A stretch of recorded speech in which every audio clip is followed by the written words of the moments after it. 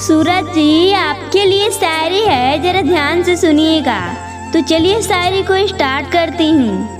सूरज जी, हर सपना कभी साकार नहीं होता।